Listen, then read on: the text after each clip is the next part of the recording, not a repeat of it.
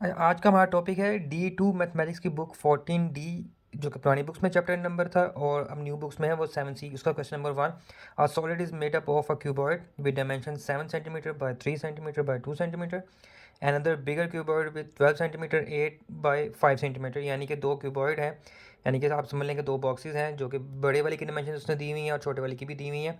ये असल में कंपोजिट स्ट्रक्चर कहलाता है। कंपोजिट सॉलिड्स वो सॉलिड्स होते हैं, a solid made up of two और मोर सॉलिड्स, यानी कि ऐसा सॉलिड जो दो या दो से ज़्यादा से मिलकर बना हुआ हो, जैसा कि प्रिज्म सिलेंडर वगैरह हमने पहले पढ़े हैं। इसको सॉल्व करते हैं। अब जनाब हमारे पास जो है इस शेप का हमने फाइंड करना है। सबसे पहले वॉल्यूम और सेकंड हम फाइंड करना है टोटल सरफेस एरिया। तो वॉल्यूम फाइंड करने के लिए ये जो डायमेंशंस हैं, लेंथ, ब्रेड्थ और हाइट, वो मैंने बिगर की अलग से लिख ली हैं जो कि ऊपर गिवन है, और स्मॉलर वन की अलग से लिखनी है।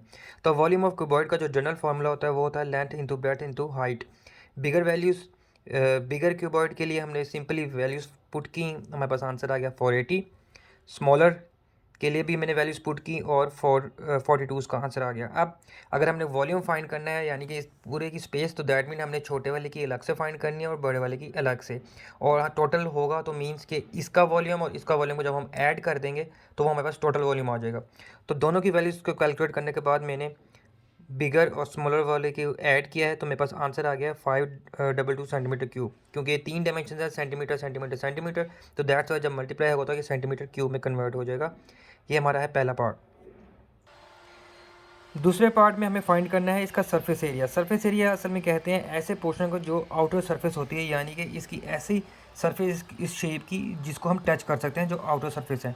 अब इस चीज़ सरफेस एरिया में एक चीज़ समझने वाली है कि देखें, कुछ पोर्शन इन दोनों का ऐसा आ रहा है जो आपस में एक दूसरे को टच कर रहा है, जिसको हम टच नहीं कर सकते। जैसा कि छोटे वाली की जो बेस है और जो इसका जो टॉप है वो आपस में एक हुआ हुआ है, यानी कि हम जो हैं इसको टच नहीं कर सकते। बिल्कुल ऐसा ही कि जैसे अगर मैं ये कैप रख दूं तो पूरे पेज का जो एरिया है जिसको हम टच कर सकते हैं, लेकिन ऐसा एरिया आ रहा है जो इसके नीचे है, हम इसको टच नहीं कर सकते। और ऐसा ही एरिया इसकी बेस का भी है जो कि हम नहीं टच कर सकते, क्योंकि दोनों ये एक हुए हुए हैं। यानी कि इस बॉक्स का जो नीचे वाला हिस्सा है वो इस बड़े बॉक्स के अपर के साथ कनेक्ट हुआ हुआ है, जिसकी वजह से हम उन दोनों पोर्शन को टच नहीं कर सकते। तो that mean surface area calculate करने के लिए हमें जो होगा ऐसा पोर्शन माइनस करना होगा जिसको हम टच नहीं कर सकते, और वो डबल पोर्शन बनेगा। डबल पोर्शन क्यों कैसे बनेगा? इसका बॉटम और इसका टॉप, जिसको हम टच नहीं कर सकते। तो जेनेरिक फार्मूला है सरफेस एरिया ऑफ क्यूबॉइड को फाइंड करने का, 2 into length into breadth plus length into height plus breadth into height. Bigger और स्मॉलर का हम उसी तरीके से जैसे हमने वॉल्यूम फाइंड किया अलग अलग फाइंड करके ऐड कर देंगे। तो हमने पहले बिगर वैल्यूज़ के लिए फॉर्मूला अप्लाई किया, उसके बाद स्मॉलर के लिए वैल्यूज़ पुट करके जो है फाइंड किया, और -2 इंटू 7/3 हमने इसलिए किया क्योंकि हमें ऐसा पोर्शन माइनस भी करना है जो हम टच नहीं कर पा रहे।